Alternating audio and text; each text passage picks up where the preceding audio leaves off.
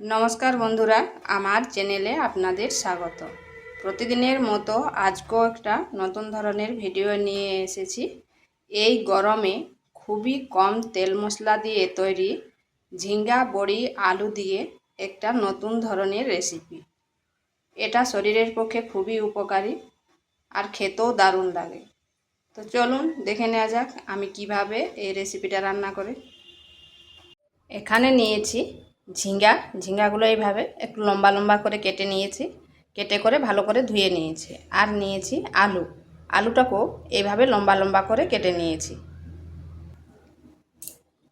দিয়ে দিচ্ছি কড়াইতে তেল,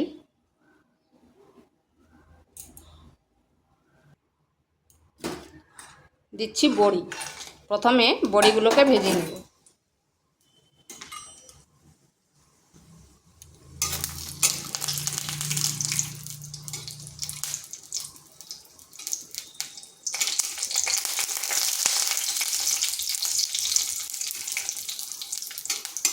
লাল লাল করে ভেজে নিচ্ছি বড়িগুলোকে। আর হাই ফ্লেমে বড়িগুলো ভাজতে হবে।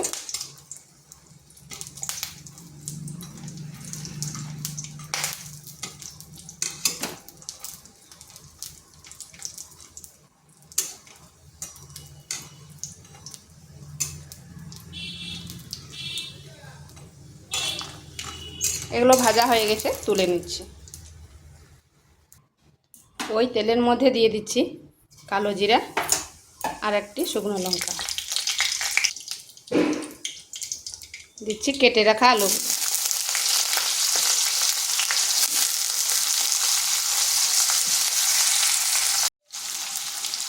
দিয়ে দিচ্ছি সামান্য লবণ। এরপর আলুগুলোকে হালকা একটু ভেজে নেব। সেই দিকে আলুটা ভাজা হতে থাক আর ওদিকে একটা মশলা তৈরি করব। নিয়েছি আদা আর হাফ চামচ সরষা, এগুলোকে পেস্ট করে নিচ্ছি। একটা টমেটোকে এইভাবে গ্রেট করে নিয়েছি। দিয়ে দিচ্ছি জিরে গুঁড়ো, ধনে গুঁড়ো, হলুদ গুঁড়ো, সামান্য লঙ্কার গুঁড়ো আর দিচ্ছি কয়েক দানা চিনি। এখানে লঙ্কার গুঁড়োটা আপনারা যদি না দিতে চান তাহলে স্কিপ করে দিতে পারেন।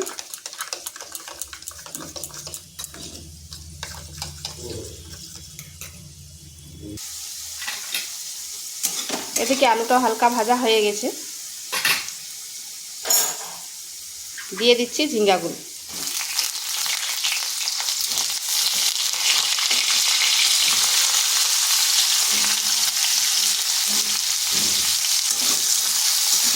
ঝিঙ্গাগুলোকে একটু ভেজে নিচ্ছি, মানে সামান্য একটু নেড়ে নেব যাতে কাঁচা গন্ধ যেটা সেটা চলে যায়।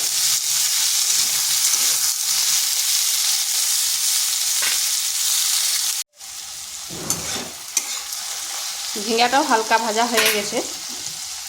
এরপর যে টমেটোর সাথে মশলাটা করেছিলাম সেটা দিয়ে দিলাম।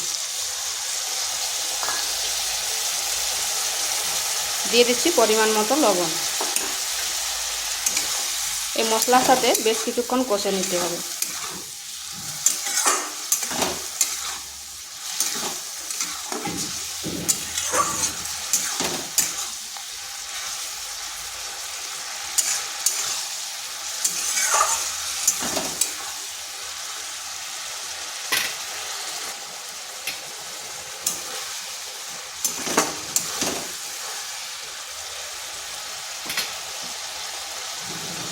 দিয়ে দিচ্ছি আদা আর যে মশলাটা বেটে রেখেছিলাম সেটা।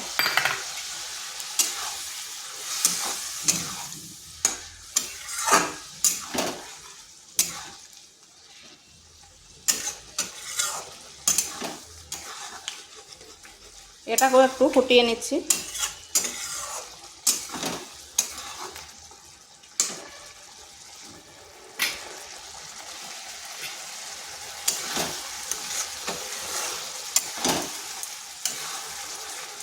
আর নিরামিষ রান্না তো তাই একটু চিনি দিলাম, চিনি দিলে টেস্টটা ভালো হবে।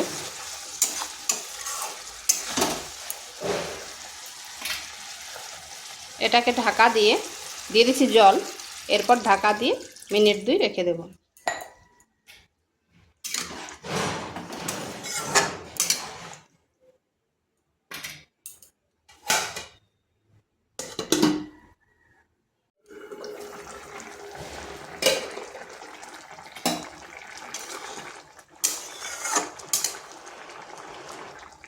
দেখুন আলুগুলো খুব সুন্দরভাবে কিন্তু সেদ্ধ হয়ে গেছে।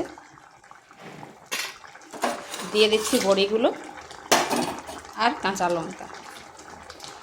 এটাকে আবারও 2 মিনিট একটু ফুটিয়ে নিচ্ছি।